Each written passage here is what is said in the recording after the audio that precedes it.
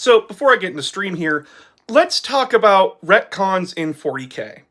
Depending on who you talk to, there are plenty of people within the community that say that 40k retcons itself every edition. That's not true.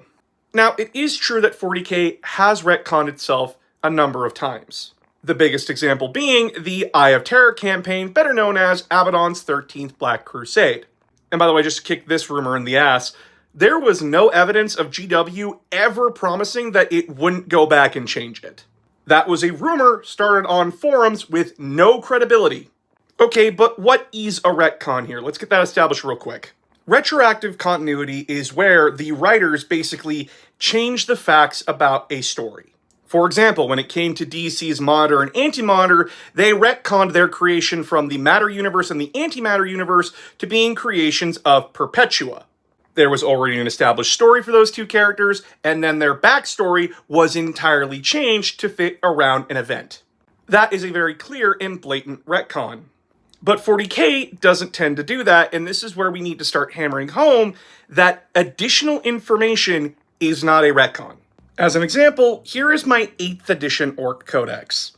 And this is how GW used to tell stories with their factions along with the timeline. And note, those small fluff tidbits were written from the faction's perspective or the Imperium's perspective. And a lot of those events were never covered in extreme detail.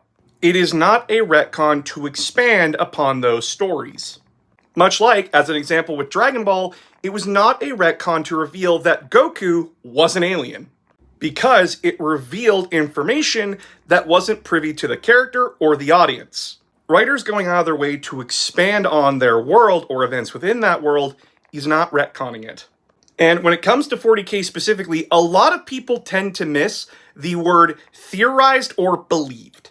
For the Tau, as an example, a lot of people theorize that the Ethereals used brainwashing pheromones on their own people, missing the fact that that was inquisitorial belief and theory. Because the idea of the Tau being united behind that principle of the greater good is alien to the Inquisition.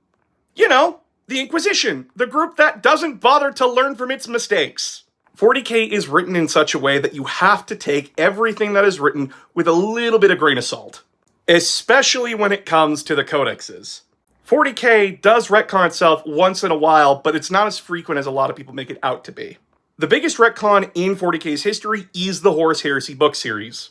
I do want to go into more detail about this, but shorts don't allow me to, so just know that 40k doesn't retcon itself anywhere near as much as DC and Marvel does. Yay, learning!